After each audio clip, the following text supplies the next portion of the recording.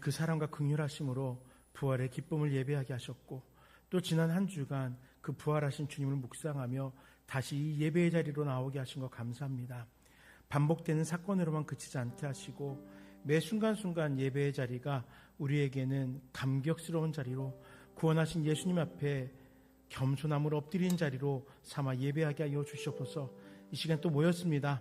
힘써 주님을 예배하고 힘써 주님을 바르게 하는 시간 되게 하옵소서. 예수 이름으로 기도드립니다. 아멘. 우리 함께 주의 보좌로 나아갈 때에 함께 찬양하도록 하겠습니다.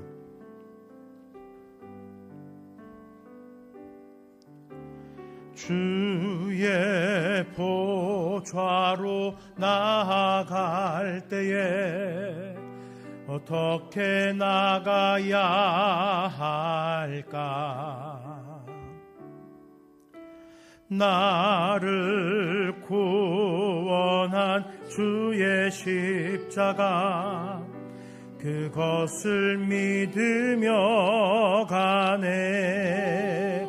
주의 보좌로 나아갈 때에, 주의 보좌로 나아갈 때에 나 여전히 부족하나.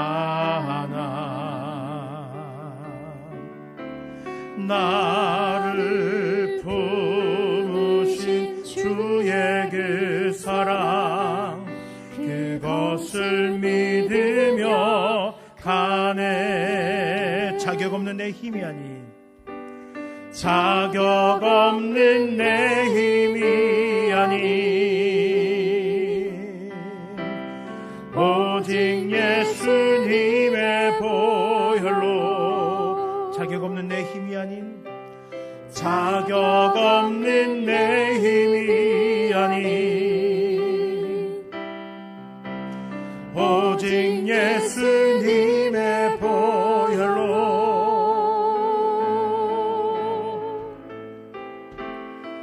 십자가의 보혈, 완전하신 사랑,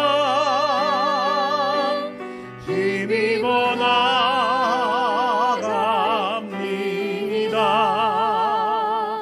십자가의 보혈, 완전하신 사랑, 힘입어 예배합니다. 십자가의 보혈, 십자가의 보혈, 완전하신 사랑, 힘입어 나갑니다.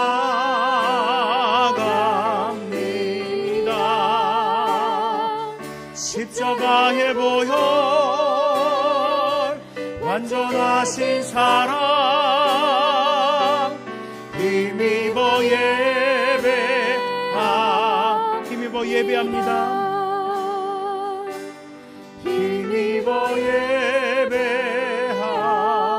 힘입어 예배합니다.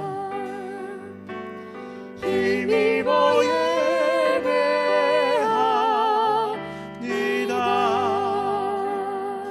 아멘. 주님의 영광 나타나셨네. 우리 힘차게 박수치며 찬양하도록 하겠습니다.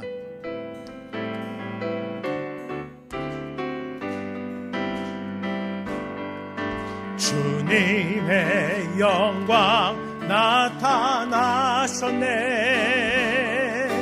권능으로 임하셨네. 죽음에서 날 살리신, 죽음에서 날 살리신 주 성령, 놀라우신 주 하나님. 한 번 더 고백합니다. 주님의 영광 나타나셨네. 주님의 영광 나타나셨네. 권능으로 임하셨네. 죽음에서 날 살리신, 죽음에서 날 살리신 주 성령, 놀라우신 주 하나님. 할렐루야. 주의 나라가, 할렐루야. 주의 나라가, 할렐루야. 임하소서.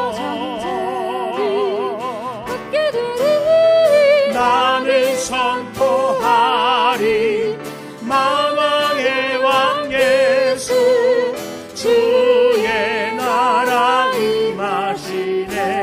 주님의 영광 나타나셨네. 주님의 영광 나타나셨네. 권능으로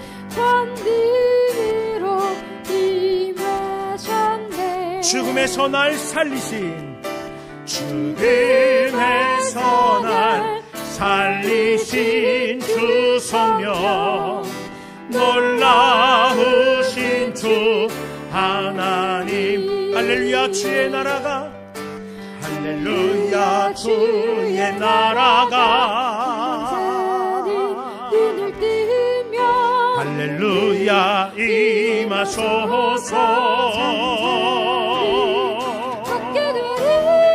나는 선포하리 만왕의 왕 예수 주의 나라 임하시. 나는 선포하리 만왕의 왕 예수.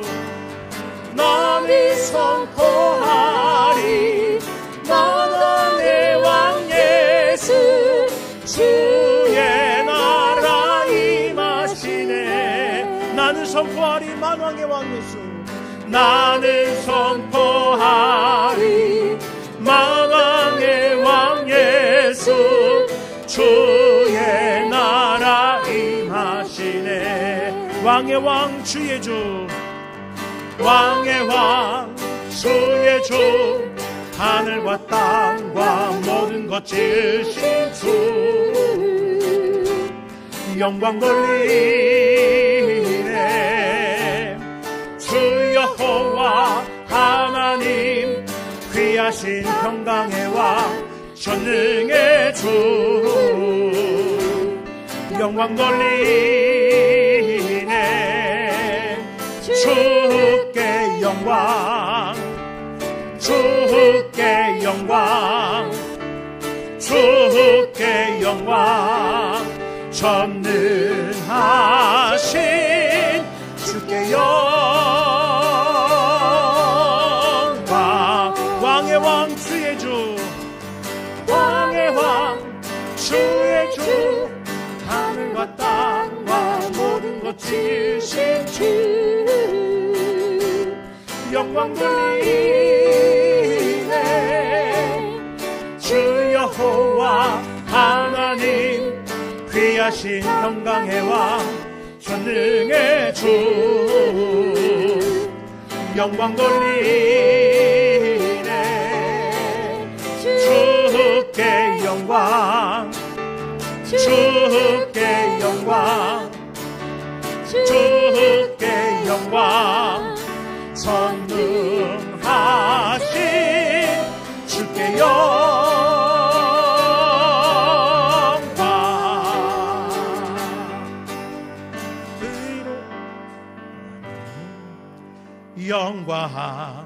가장 높은 곳에 영광 전능하신 주 생명의 말씀 되신 하나님의 어린 양께 영광 돌리세.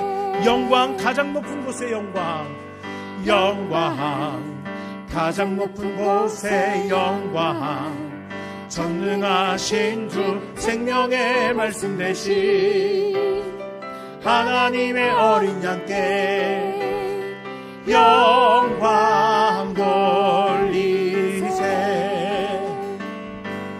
주께 영광 영광 영광 영광 영광 영광 돌리세. 주께 영광 영광 영광 영광 영광 영광 돌리세. 어린 양께 영광 영광을 가장 높은 곳에 영광을 영광 가장 높은 곳에 영광 전능하신 주 생명의 말씀 되신 하나님의 어린 양께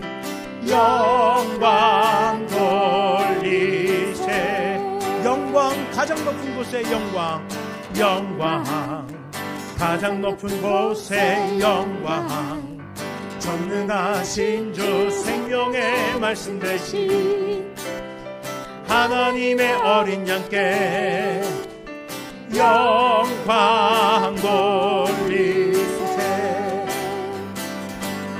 주께 영광 영광 영광 영광 영광 영광 돌리세 주께 영광 주께 영광 영광 영광 영광 영광 영광 돌리세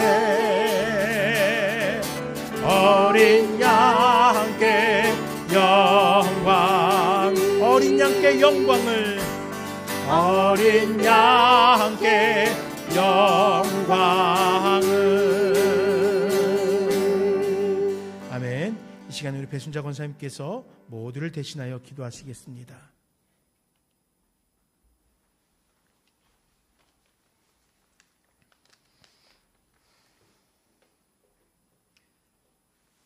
기도드리겠습니다. 내가 곧 길이요 진리요 생명이니 나로 맘지 않고는 아버지께로 올 자가 없느니라. 사랑하는 하나님, 사모하는 영혼에게 만족을 주시며 줄인 영혼에게 좋은 곳으로 채우시는 하나님, 우리의 죄를 위하여 십자가에 못 박혔나니 그런즉 이제 우리가 사는 것이 아니요 오직 우리 안에 그리스도께서 사는 것이니 이제 우리가 육체 가운데 사는 것은 우리를 사랑하사 우리를 위하여 십자가에 죽으시고 부활하신 하나님의 아들 예수 그리스도를 믿는 믿음 안에서 사는 것입니다. 하나님께서 네 죄가 주홍같이 붉을지라도 양털같이 희게 하신다는 하나님, 우리를 긍휼히 여겨 주시옵소서. 사랑하는 하나님, 이곳에 나는 교회를 세우시고 이곳에서 하나님께 드리는 예배가 하나님께서 기뻐 받으시는 예배의 처소가 되기를 소망합니다. 부흥되기를 소망합니다. 서남아 교회처럼 물질에 구애받지 않는 영적 부여를 주시옵소서. 필라델비아 교회처럼 적은 능력으로 순종과 충성이 있게 하여 주시옵소서. 하나님께서 기름 부어 세우신 담임 목사님 영육이 강건하게 더하여 주시옵소서. 이 양떼들을 푸른 초장 실만한 물가로 인도하시는데 부족함이 없게 하여 주옵소서. 하나님, 이 나라를 위하여 기도드립니다. 이 나라를 불쌍히 여겨 주시옵소서. 강하고 담대하며 두려워하지 말라, 놀라지도 말라. 내 하나님 여호와가 함께 하심을 이 백성이 하나님께 기도할 수 있게 은혜 베풀어 주옵소서. 또 합당한 자가 이 나라의 일꾼으로 세워지게 역사하여 주시길 소망합니다. 여호와께서는 지극히 정의하시니 그는 높은 곳에 가시며 정의와 공의를 시온에 충만하게 하시는 하나님, 성도들의 가정을 위하여 기도드립니다. 하나님께서 너희가 내게 부르짖으며 내게 와서 기도하며 내가 너희들의 기도를 들을 것이요 너희가 온 마음으로 나를 구하며 나를 찾을 것이요 나를 만나리라 하신 하나님, 나는 교회 성도들의 가정과 자녀들에게 축복하여 주실 하나님께 감사와 영광을 돌립니다. 낮의 해처럼 밤의 별처럼 하나님께 영광 돌리며 부모님에게 기쁨이 되는 자녀 되길 소망합니다. 타국으로 출타하신 목사님 건강하게 잘 다녀오시길 간구합니다. 이 시간 이 예배, 오후 예배 주님 기뻐 받으시는 예배 되길 소망합니다.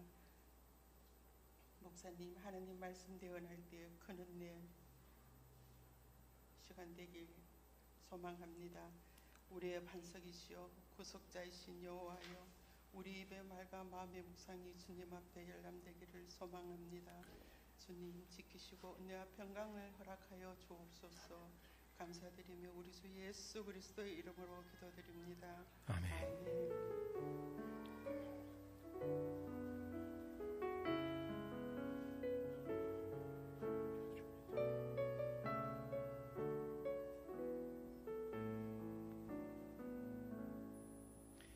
이 시간에 함께 묵상하실 말씀은 이사야 34장의 말씀입니다. 구약성경 1007쪽 이사야 34장 1절부터 17절까지의 말씀입니다.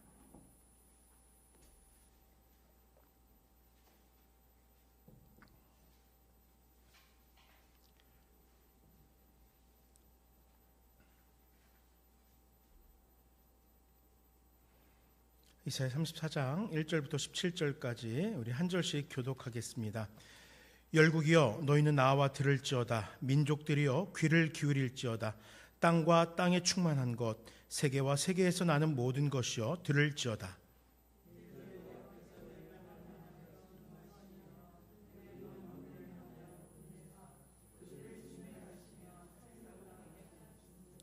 그 살육당한 자는 내던진 바 되며 그 사체의 악취가 솟아오르고 그 피에 산들이 녹을 것이며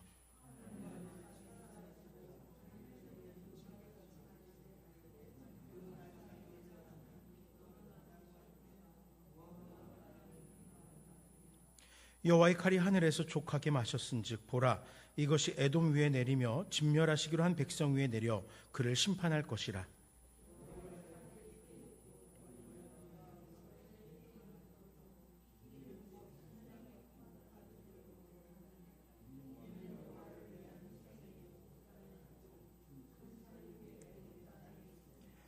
들소와 송아지와 수소가 함께 도살장에 내려가니 그들이 땅이 꾀에 취하며 흙이 기름으로 윤택하리라.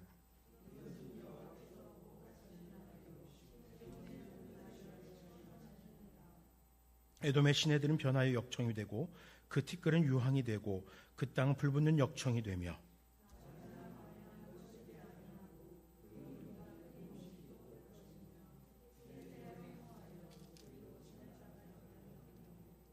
당아새와 고슴도치가 그 땅을 차지하며 부엉이와 까마귀가 거기에 살 것이라. 여호와께서 그 위에 혼란의 줄과 공허의 줄을 들이씌우실 것인즉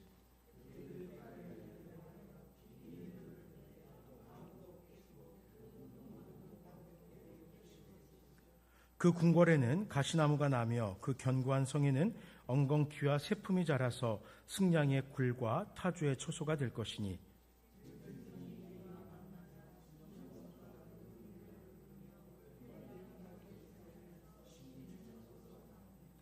부엉이가 거기에 깃들이고 알을 낳아 까서 그 그늘에 모으며 솔개들도 각각 제 짝과 함께 거기에 모이리라.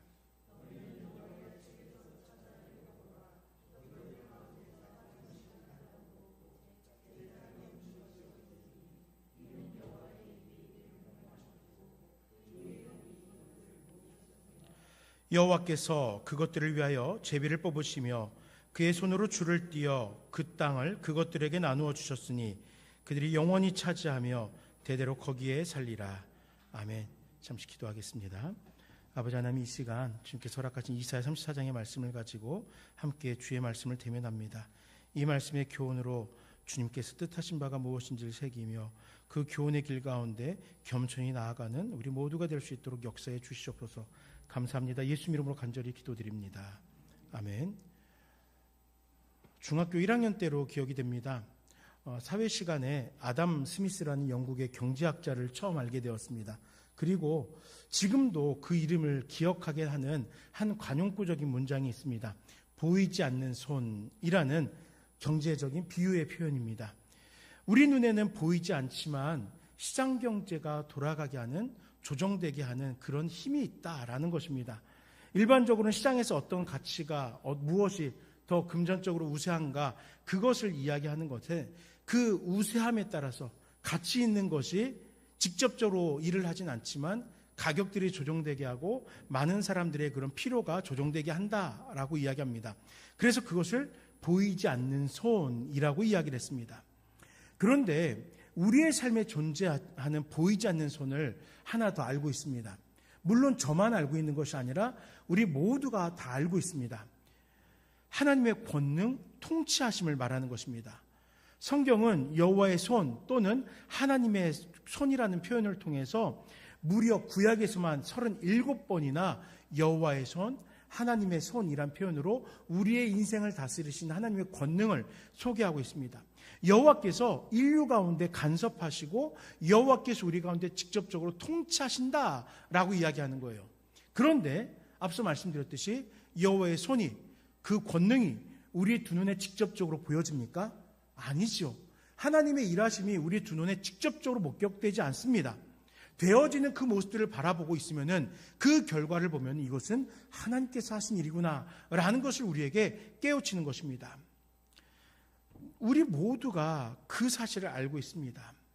그런데 에스라서를 보면은 이 하나님의 손 또는 여호와의 손이라는 표현을 통해서 힘을 주시고 도우시고 지켜주시고 일하시는 그 각각의 모습으로 일하시는 하나님을 우리들에게 더욱더 친숙하게 소개를 하고 있습니다.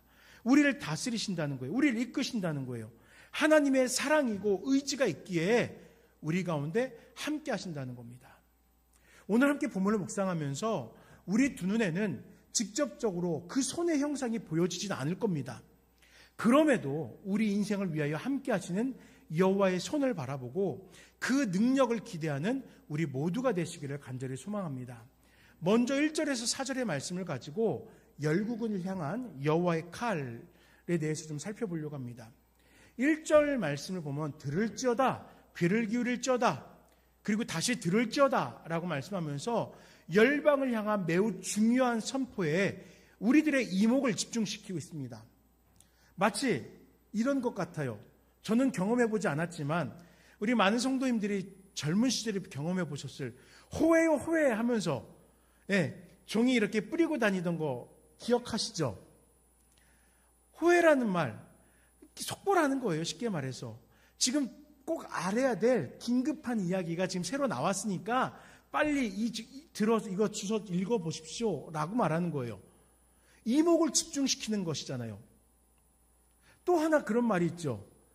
저는 이제 어릴 때 남대문 시장을 종종 놀러 갔습니다. 아버지가 자주 남대문 시장을 데려가셨는데요. 그래서 갔다 오면은 꼭 며칠씩 그 남대문 시장에서 본 거를 흉내내느라고 밥상에 올라가서, 아시겠죠? 뭔지? 골라 잡아 하면서 밥상에서 발 두들기고 했던 기억이 있는데, 박수 치면서 사람들 쳐다보라는 거예요. 왜요? 이목을 집중시키는 거죠. 여기에 여러분들에게 꼭 필요한 무엇인가가 있다는 거예요. 호해요 호해. 여기에 지금 여러분들에게 유익이 될 만한 어떤 기사가 있다는 것입니다. 지금 들을지어다, 귀를 기울일지어다 반복하면서 말하는 것은 이 말씀이 우리 인생에 분명히 필요한 말씀이다 라고 이사야 선지자는 그 당시에 이스라엘 백성들을 향하여서, 유다 백성들을 향하여 말하였던 거예요. 왜 이렇게 이사야 선지자는 반복해서 들으라고 종용하고 있겠습니까? 그가 전하려는 메시지, 즉 하나님의 음성이 지금 증거되어질 것인데 그 음성에 하나님의 진노가 담겨 있기 때문이에요.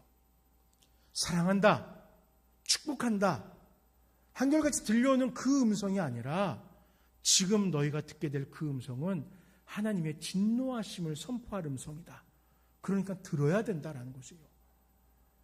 그 음성은 이 세상의 질서가 될 것이고 그 음성을 따라 행하는 것이 하나님이시란 통치자가 정한 질서를 따르는 바람직한 행동이기 때문입니다.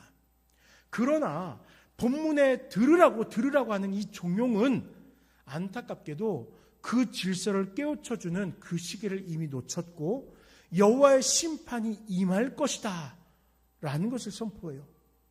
때가 늦었다라는 종용이에요. 들어라. 이제 그 심판이 임박할 것이다.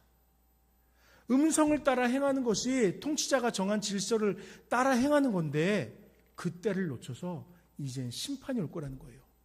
여호와께서 열방을 향하여 진노하였다. 만군을 향하여 분을 내신다.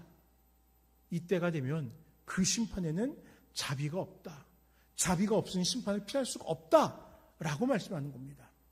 몇 해 전부터 러시아의 침공에 의한 우크라이나 전쟁의 참상이 이제 이렇게 종종 언론을 통해서 보도되고 있습니다. 이게 횟수로 3년째 이렇게 되다 보니까 점점점 우리 관심 속에서 또 뒤로 밀려나죠. 초반에 전쟁이 났을 때만 해도 그 전쟁의 참상, 자극적인 영상들이 뉴스에서 쉼없이 반복이 되었습니다. 그 뉴스를 접하면서 가장 마음 아픈 순간이 하나 있었어요. 어떤 순간이었냐면요.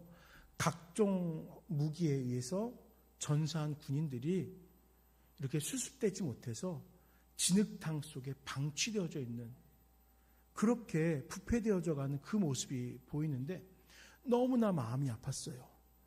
아마 저뿐만 아니라 우리나라 국민들은 다 동일한 마음으로 마음이 아팠을 거예요.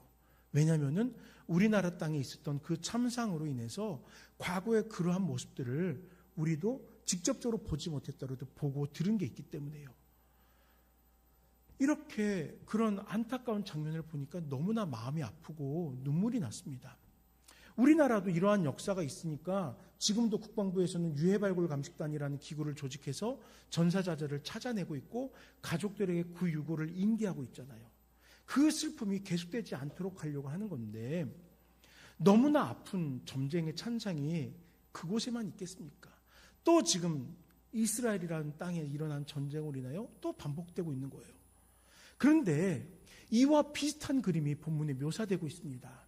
3절에 그 살육당한 자는 내던진 바 되며 그 사체의 악취가 솟아오르고 그 피에 산들이 녹을 것이며 라고 말합니다. 이 심판의 결과를 이야기하는데 그 결과로 인하여서 심판당한 자들, 그들의 모습이 어떻다고요? 처참한 방치라는 거예요.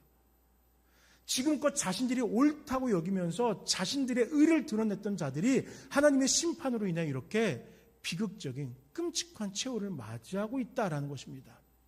유다도 이스라엘도 그러했으니 하나님을 안중에 두고 있지 않던 이방 나라들은 오죽하겠습니까? 사도행전 14장 16절 말씀에 보면 하나님이 지나간 세대에는 모든 민족으로 자기들의 길들을 가게 방임하셨으나 라고 이야기해요. 과거를 증거하고 있어요. 하나님을 알려고 노력하지 않아도 하나님은 그들에게 스스로를 증언하지 않았습니다. 왜냐하면 이미 어떤 이들의 고백과 같이 상천하지에서 하나님을 깨달을 수 있는 수많은 계시가 존재하였기 때문이에요. 하나님에 대해서 얼마든지 알 수 있는 계시가 우리의 일상 가운데 가득했었다는 거예요.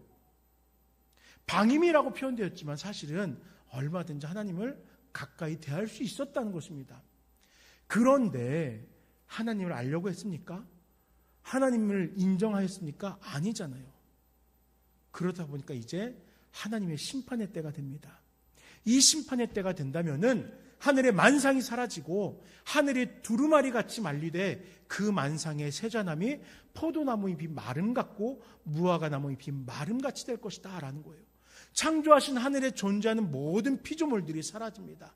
온 우주가 하나님의 심판 속에서 그 모습을 상실하게 된대요.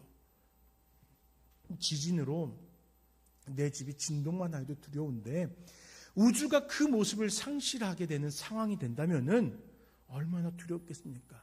끔찍하겠습니까? 하나님의 심판은 이와 같이 하나님이 창조하신 모든 피조물을 예외하지 않고 그 모든 피조물들이 대상으로 해서 완전한 심판을 이루게 된다라는 것입니다.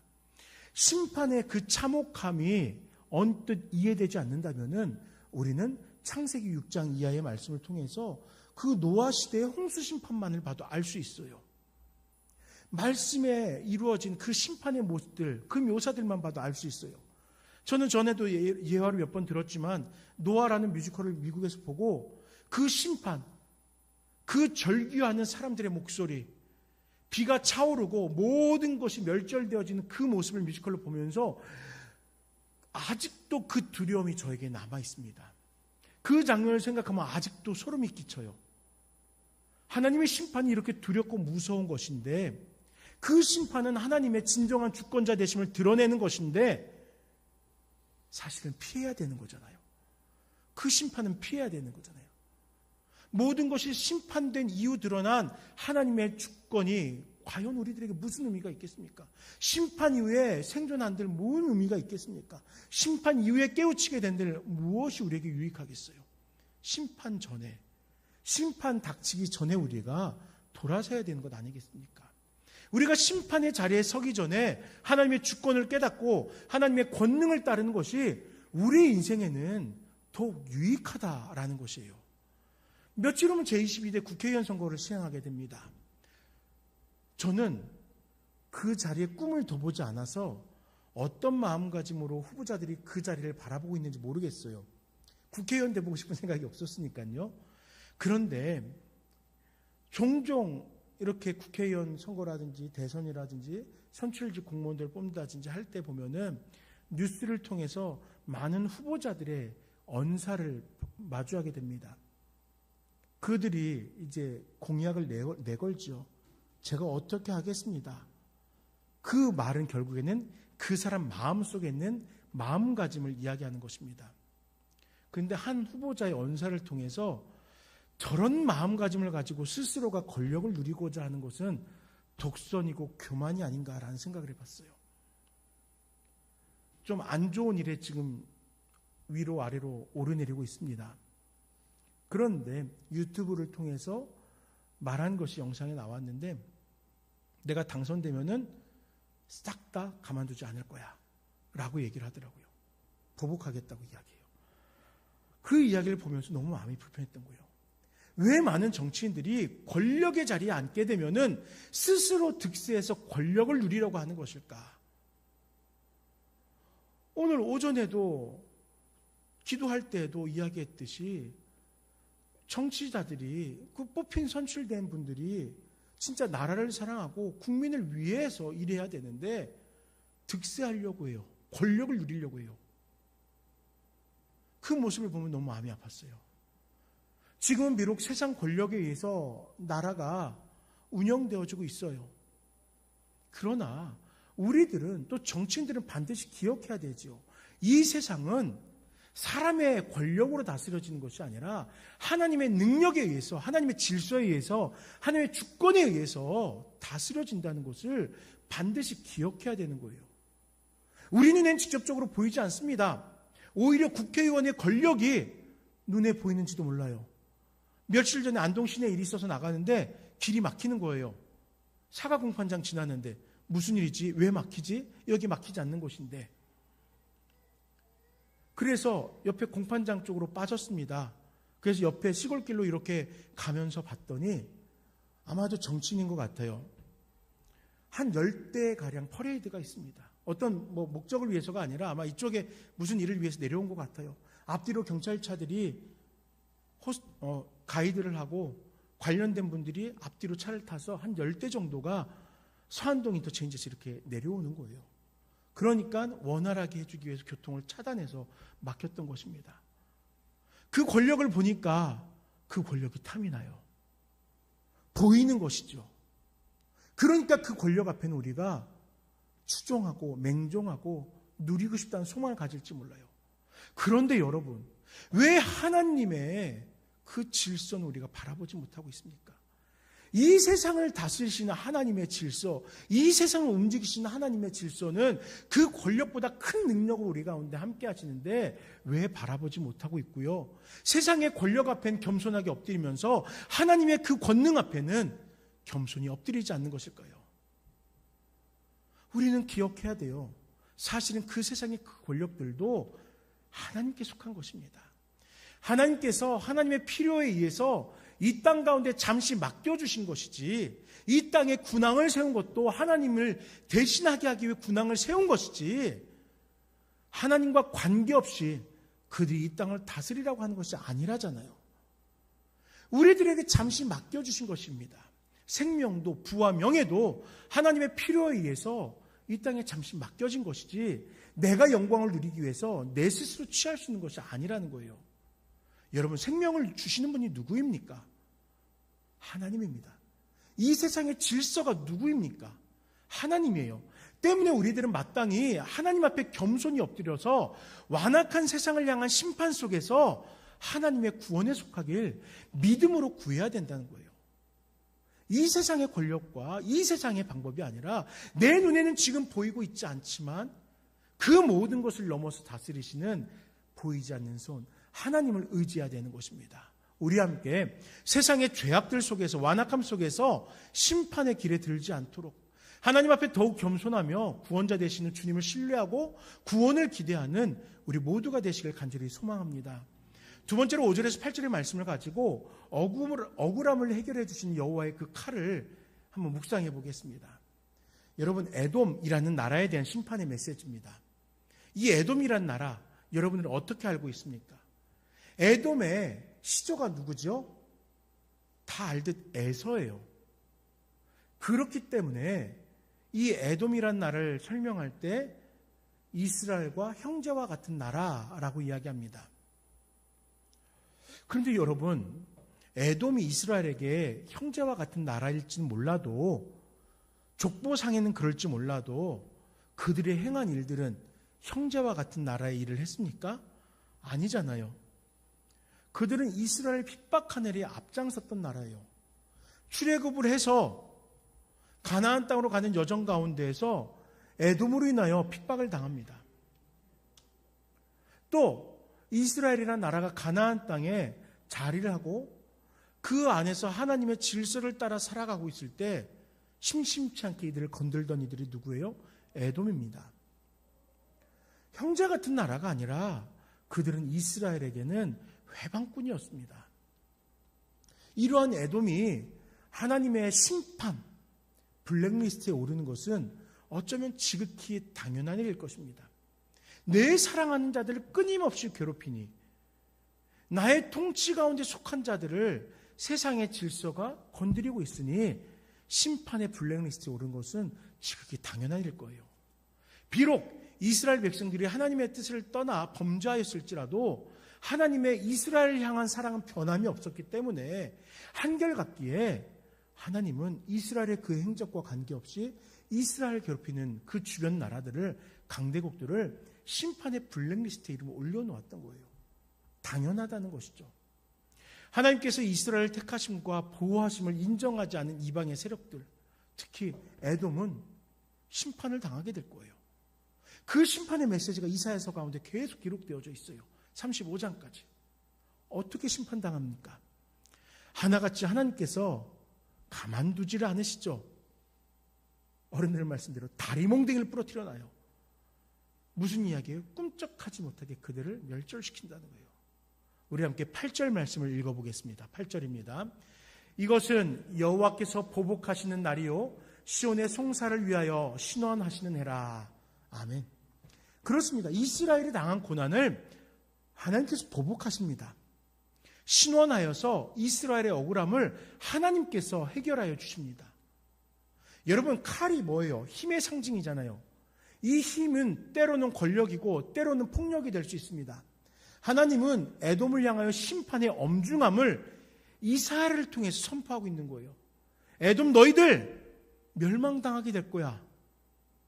특히 하늘에서 족하게 맞섰은즉 이라는 그 문화적 표현을 통해서 여호와의 칼이 피로 완전히 채워졌다는 잔혹한 상황을 에돔로 표현하는 거예요.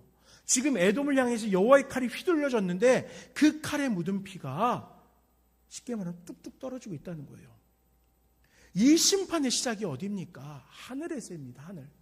하늘로부터 하나님의 분노가 시작돼서 에돔과 다른 악한 민족들을 향하여 심판이 시행되는 거예요. 그러나 이렇게 하늘로부터 시작된 엄중한 심판은 사실은 과한 것은 아닙니다. 족하게 맞았다라는 표현을 살펴보면 알 수 있듯이 이 심판이 만족스럽다는 거예요. 적당하다는 거예요. 하나님 입장에서 이 심판은 잔인한 것이 아니에요. 워낙 악한 일을 하나님 앞에서 행하였기 때문에 그에 걸맞는 심판으로 그들에게 족하게 하겠다는 겁니다. 이 심판은 편파적인 심판이 아니에요. 하나님이 일방적으로 이스라엘을 사랑하기 때문에 에돔뿐만 아니라 이방 나라들을 일방적으로 심판하시는 것이 아니라 그들의 죄악의 분량이 그 심판에 적합하게끔 차고 올랐기 때문에 편파적이지 않다는 거예요. 매우 공정하게 시행된다라는 것입니다. 제가 미국에서 살았던 지역에서 30분 정도, 40분 정도 차로 이동하면은 게티스버그라는 지역을 방문할 수 있습니다. 전에도 한번 말씀드렸듯이 이 게티스버그가 사과가 참 맛있어요. 안동 사과 먹는 것 같습니다. 그래서 사과가 나올 때 되면은 방문을 해서 사과를 농장에서 몇십 박스씩 사갖고 와서 성도들과 함께 나눠 먹곤 했었거든요. 그런데 이렇게 사과를 사러 오가는 그 즐거운 여정길에서 항상 의구심으로 남았던 장면이 있습니다. 이 게티스버그라는 땅의 상당한 부분이 밀리터리 파크로 지정이 되어 있어요. 그러니까는 뭐 군사보호지역 또는 뭐 군사 공원 뭐 이렇게 볼 수 있는데, 그렇다고 해서 거기에 뭐 군부대가 주둔하고 하는 것이 아니라 워낙 큰 전쟁이 그 자리에 있었기 때문에 그 전쟁을 좀 기억하자. 남북전쟁, 그리고 그 가운데 있었던 게티스버그 전투를 기억하자. 거기에서 있었던 그 사상을 좀 기억하자 해서 개발을 가급적이면 안 합니다. 그래서 많은 들판이 그대로 방치되어져 있어요. 그런데 제가 왜 그 땅을 지날 때마다 이렇게 좀 의구심 아닌 의구심을 가지게 되었냐면요. 나무가 크게 자라지 못합니다. 잡초만 무성합니다.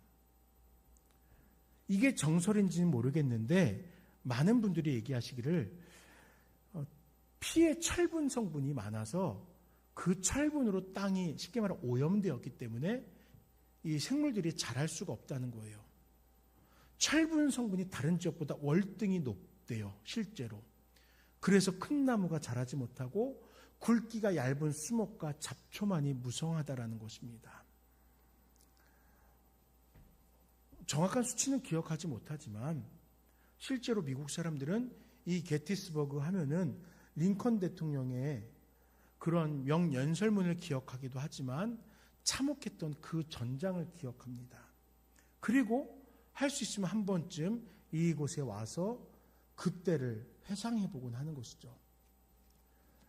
여러분, 사람들 사이의 전쟁도 이와 같이 한 지역의 땅이 피로 물들면은 이해되지 않도록 이렇게 처참한 황폐한 모습을 바라보게 됩니다.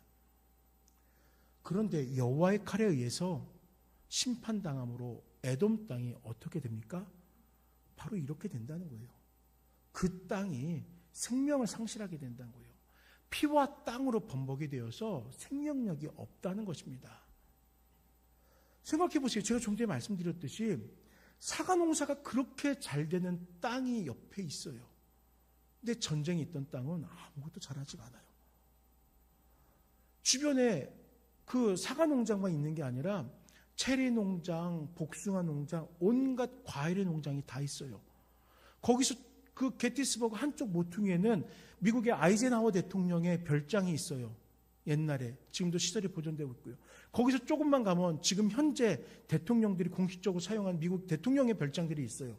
그만큼 좋은 땅이라는 거예요. 그 인근이 다. 근데 거기만, 전쟁이 났던 거기만 황폐해요. 그렇다면은 여호와의 심판으로 인하여서 여호와께서 보복하신 그 날이 임함으로 인하여서 모든 것이 멸절된 그 땅은 과연 생명력이 있겠습니까? 그렇다면 하나님은 왜 그렇게 철저하게 심판하십니까? 여호와께서 보복하시는 날, 오늘 본문이 그렇게 이야기합니다. 그 심판은 여호와께서 보복하시는 행위라는 거예요. 시온의 송사를 위하여 신원하시는 해라고 이야기합니다. 이스라엘 백성들이 당하였던 그 억울함, 그 마음 아픔을 하나님께서 대신 갚아주신다는 거예요. 에돔이 당하는 심판의 이유는 이렇게 분명합니다. 이스라엘의 억울함, 지난날 반복하여 당하였던 에돔으로부터의 억울함을 씻어주기 위해서 하나님께서 에돔을 심판하시는 거예요. 그렇다면 여러분, 심판의 출처가 하나님이에요. 심판의 정도는 분명 우리가 말씀을 살핀 것 같이 우리의 상상을 능가하는, 또한 심판을 받는 자에게는 누구나 받아도 저 정도는 받아야 돼 할 만큼 합당한 심판으로 하나님의 분노가 임한다는 거예요. 그럼 하나님은 분노하시기만 할까요? 하나님은 내 백성을 너희가 건드렸으니 너희들 가만 안 놔둘 거야, 그 분노로 이들을 심판하실까요? 아니에요. 심판이 곧 분노이고 분노가 곧 심판이 아니라는 겁니다. 하나님은 이 심판이 회개와 용서의 기회가 되길 원하셨던 거예요. 하나님은 악인들에 대해서 반드시 심판하시는 분이시지만 의인에 대해서는 긍휼을 베푸시는 분이에요. 때문에 악한 자들의 건재함에 대해서 낙심하거나 불편함이 없습니다. 세상은 보이지 않는 하나님의 능력의 손에 의해서 심판을 당하게 됩니다. 그리고 그들이 깨달아 돌아설 때 하나님은 우리와 함께 그들도 도우시고 섭리하시면서 억울하였고 불합리하였던 상황에 대해서 화해하게 할 수도 있고, 또한 그것에 대해서 잘못을 인정하게 하실 수도 있고, 더불어 발전된 삶을 살아갈 수 있도록 인도해 가실 것이라는 거예요. 그렇기 때문에 우리가 혹 억울함과 불합리한 상황 때문에 괴로움과 고통을 당하고 있다면 우리는 그저 얽매일 필요가 없어요. 내 자신을 믿고 신뢰하는 하나님은 공의로 판단하시고 보응하신 하나님이에요. 그러므로 악은 반드시 그에 상응하는 대가를 치르게 하실 것이고, 우리에게 그것을 바라보면서 한편으로는 교훈이 되게 하시고 한편으로는 감사가 되게 하는 겁니다. 우리 함께 악하고 불경건한 삶에서 벗어나서 의롭고 경건한 삶의 자리로 나아가서 하나님의 은혜를 입는 우리 모든 성도님들 될 수 있기를 간절히 소망합니다. 이제 세 번째로 9절에 17절의 말씀을 가지고 교만을 심판하는 여호와의 칼을 좀 살피려고 합니다. 2019년도에 개봉한 백두산이라는 영화가 있었어요. 우리 백두산 휴화산이라는 거 알고 계시죠? 그 화산 활동이 다시 일어날 수 있다는 거예요. 화산이 폭발할 수 있다는 거예요. 그래서 많은 과학자들이 지금 백두산에 화산 활동의 징조가 있다, 뭐 이런 얘기들을 계속해서 뉴스에도 나오고 합니다. 그런 이제 기사들의 배경을 가지고서 아마 영화로 만들었던 것 같은데, 화산으로 인한 지진이 우리 한국 땅 전역에 났어요. 그래서 그 영화 속에서 보니까 지진 속에서 내 가족을 살리기 위해 내 가족을 만나기 위해서 이제 집으로 운전해서 가는 주인공의 그 모습이 나오는데, 그러면서 강남 한복판의 모습이 배경으로 등장합니다. 제가 강남에서 놀던 남자거든요. 교회가 강남이어서 강남에서 많이 빨빨대고 돌아다녔고, 어렸을 때부터. 그래서 강남의 지리가 훤해요. 이 영화에 제가 지나다니던 그 골목골목들의 배경이 나오는데, 내가 아는 곳이 그렇게 처참하게 무너져 내린 것을 보니까요, 와, 무섭더라고요. 진짜 무섭더라고요. 진짜 있을 수 있는 일이구나 라고 느껴지는 거예요. 그런데 그렇게 막 다 땅이 갈라지고 건물이 무너져 내리고 하는 그 모습을 보면서 한 번 더 오늘 본문에서 그 장면이 떠올랐습니다. 마치 본문이 에돔을 묘사하는 것이 바로 영화 속 그러한 장면들 같은 거예요. 지진이라는 그 엄청난 힘에 의해서 모든 것이 황폐되어진 것과 같이 보이지 않는 하나님의 능력에 의해서 심판당하는 에돔의 모습이 느껴지는 거예요. 여러분, 에돔은 참으로 건실한 나라였습니다. 왜냐하면요, 지리적으로 이스라엘 남쪽 세일산을 중심으로 세워져 있던 나라예요. 산 위에 있었고 그 산이 암산이었기 때문에 튼튼한 곳이었기 때문에 성곽을 지어놓고 나면은, 자연 성곽을 쳐놓고 나면은 외부인들이 침략할 수가 없었답니다. 천연 요새였던 거예요. 그래서 에돔은 외부의 침략이 없었어요. 그러니까 계속적으로 그들은 힘을 비축하며 그 힘을 키워나갈 수 있는 거예요. 부강함을 가지게 되는 거예요. 그래서 평안할 수 있었습니다. 12절, 그들이 국가를 이으려 하여 귀인들을 부르되 아무도 없겠고 그 모든 방백도 없게 될 것이요. 그렇게 부강하고 평안하고 문제없었던 나라가 지금 하나님의 심판으로 인해 흔들리고 있거든요. 그래서 이 나라를 다시 지키기 위해서 귀인들을 부른대요. 무슨 이야기겠습니까? 살아보기 위해서 주변에 또 다른 힘들, 권력들을 끌어들인다는 거예요. 살기 위해서 노력을 하겠다는 거예요. 그런데 아무도 없다고 합니다. 그들을 지켜줄 수 있는, 그들에게 힘이 되어줄 수 있는 존재가 아무것도 없대요. 그 누구도 에돔의 보호자가 되어줄 수 없다는 것입니다. 심판은 이렇게 요새와 같았던 애굽 땅이 반복하여 외세의 침략을 받게 하고, 하나님은 자신들의 능력을 의지했던 에돔을 향하여 더욱 큰 능력, 여호와의 칼로 심판을 당행하셨고, 결국 에돔의 교만을 꺾고 그 땅이 세세에 황무하여서 그리로 지날 자가 영영이 없게 하셨어요. 그 땅과 민족의 위에 혼란의 줄과 공허의 주가 들이오게 되었습니다. 오늘날 이 에돔 땅은 오늘날 나라로 요르단이라는 나라입니다. 이 요르단이라는 나라가 세계 정치라든지 또 어떤 권력에 큰 힘을 드러내지 못하고 있죠. 그게 이러한 영향이 아닌가 싶어요. 하나님께서 그들로 하여금 힘을 발하지 못하게 하셨기 때문에. 분명 나름대로 강성함을 자랑했던 에돔이었지만 그들의 교만은 하나님 앞에서는 심판의 이유 외에는 어떤 능력도 될 수 없었습니다. 그들 스스로는 그들이 선줄로 생각했을 것입니다. 그리하여서 자신들이 하나님의 심판의 블랙리스트에 오른 줄도 모르고 하나님의 백성들을 압제하며 결국엔 스스로 넘어지는 길을 걸었던 것이에요. 하나님은 심판할 만한 자들 심판하십니다. 무슨 기준으로 심판하시냐고요? 오늘 아침에 우리가 로마서 2장을 봤는데 8절까지 읽었죠. 그 이후에 12절 말씀에 이렇게 말씀합니다. 무릇 율법 없이 범죄한 자는 또한 율법 없이 망하고 무릇 율법이 있고 범죄한 자는 율법으로 말미암아 심판을 받으리라 이야기합니다. 율법, 하나님의 질서가 그 기준이 된다는 거예요. 하나님의 뜻을 따라 행하지 않은 자들, 하나님의 시선이 머무는 것에 반하는 자들, 하나님의 의지를 넘어 악행을 행하는 자들이 그 심판의 대상이 되는 것입니다. 이 심판의 과정과 결과를 바라보면은 우리 안에는 한 가지 소망이 생겨날 수 있어요. 여호와 앞에 겸손으로 내가 살았다면은, 내가 여호와 앞에 엎드려 예배하는 자로 살았다면은 지금 내가 고난과 핍박을 당하고 있을지라도 하나님이 나를 지키시겠구나 라는 그 결론을 우리는 얻을 수 있는 것입니다. 소망이 시작되는 것이에요. 우리 함께 이 소망, 심판을 피할 수 있는 이 은혜를 기억하길 간절히 소망합니다. 말씀을 정리하겠습니다. 사랑하는 여러분, 여호와의 칼날은요 묻지마 심판이 아닙니다. 하나님의 질서를 따르지 않는 이들을 향한 심판이고 하나님의 백성을 지키기 위한 심판입니다. 비록 내가 직접 그 칼날을 들고 힘을 내는 것은 아니지만 하나님의 능력의 손은 우리의 삶을 향한 보이지 않는 손이 됩니다. 능력의 칼, 심판의 칼이 됩니다. 우리를 위하여 일하시는 이 세상의 주권자 하나님을 의지해서 그분의 능력을 의지하여 살아가길 부탁드립니다. 여호와의 능력은 우리를 위하여 지금 이 시간도 일하고 있습니다.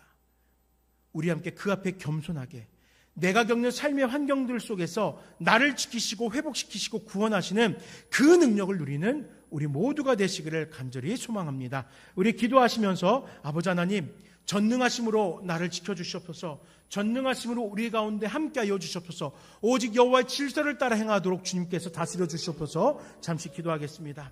아버지 하나님 감사합니다. 주께 살펴주시고 주께 일하여 주셔서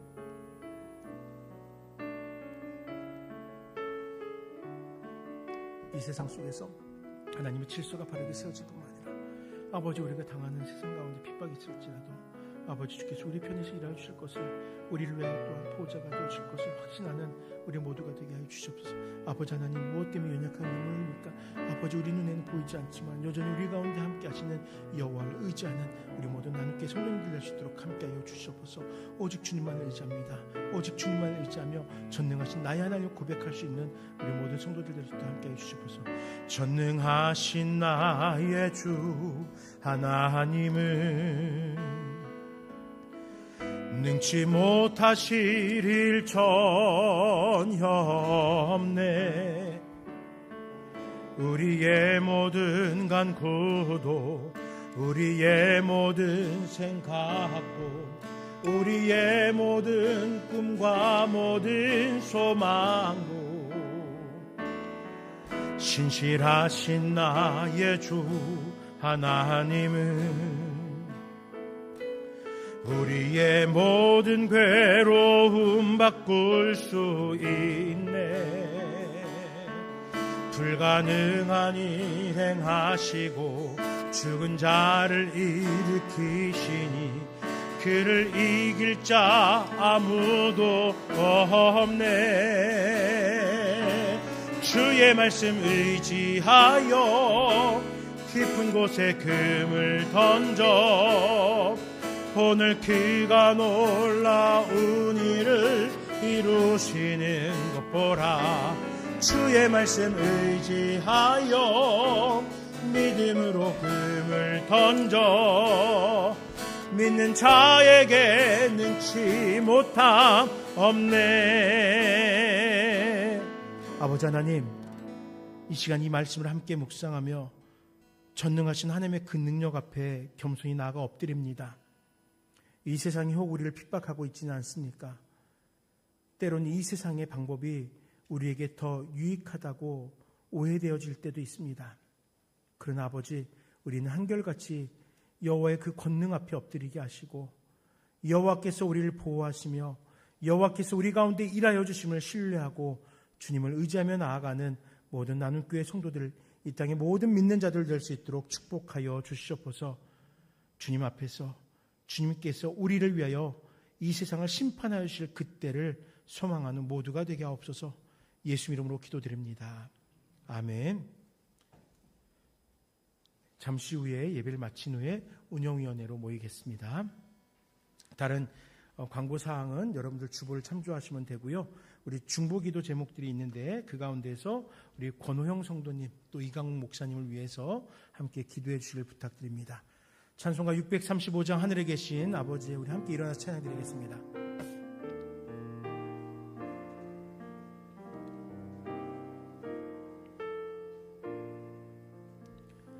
하늘에 계신 아버지,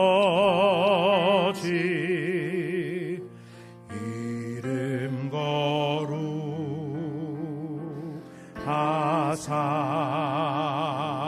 거룩하사 주님 나라 힘하시고 뜻이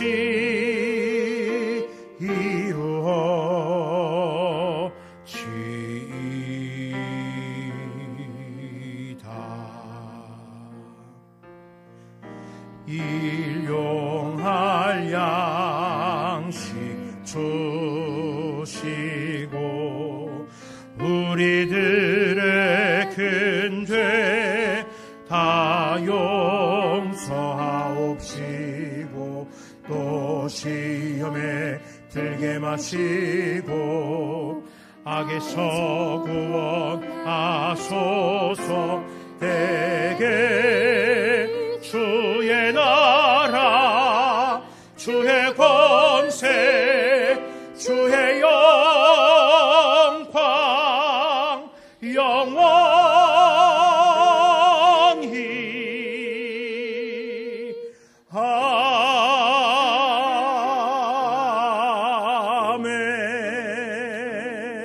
아멘. 주님 감사합니다. 주의를 성수하길 원합니다. 이른 시간부터 밤늦은 시간까지 주님께 허락하신 그 구속의 은혜를 되새기며 감격하는 이 하루가 되게 하여 주시옵소서. 비록 오후 예배로 예배의 모든 시간들을 마무리하지만 우리의 남은 이 하루의 일정들 가운데서도 주님을 기억하고 동행케 하여 주시며 일상에서의 삶 속에 일상이 예배였듯이 특히 이날 하루만은 더 진실된 예배로 주님 앞에 드려지게 하여 주시옵소서. 아버지 하나님, 이제 본격적인 무더위가 조금씩 시작됩니다. 건조함으로 인해 전국적으로 산불이 발생합니다. 이런 기후와 일기로 인하여서 혹 우리들 가운데 어려움 당하지 않도록 주님께서 이 나라를 지키시고 또 이 기후 가운데서도 함께하여 주시옵소서. 먼 길 출타 중 우리 성도님들 기억하여 주시고 하나님께서 허락하신 은혜가 동일한 은혜로 우리 가운데 체험되어질 수 있도록 도와주시옵소서. 이 땅에 중요한 일들이 또 있습니다. 바른 자들이 국회의원으로 선출되어질 수 있도록 함께 하시고 아버지 하나님, 바라기는 하나님께서 다스리신 자가 또 하나님을 의지하는 자가 선출되게 하여 주시옵소서. 뽑는 우리들도 그저 막연하게 당을 바라보고 어떤 사람과의 친분을 바라보고 하는 것이 아니라 진정으로 하나님께 쓰임받는 자가 누구인지, 또 이 나라를 사랑하고 우리 국민들과 함께 마음을 모을 자가 누구인지 잘 기도하며 뽑게 하여 주시옵소서. 주님께 모든 것을 맡겨드리오니 다스리고 통치하여 주셔서 이 악한 세대 가운데서 우리를 지켜주시옵소서. 감사합니다. 예수 이름으로 기도드립니다. 아멘. 주 예수 그리스도의 은혜와 아버지 하나님의 크고 놀라우신 사랑과 성령 하나님이 함께 하심이 이 시간 주님의 전 앞에 나와 주의 다스리심을 간절히 사모하는 그 심판 가운데에서 보존되어지길 간절히 구하는 사랑하는 나누게 모든 성도들의 삶 속에, 이 땅의 모든 믿는 자들의 삶 속에 영원토록 함께 있을지어다. 아멘.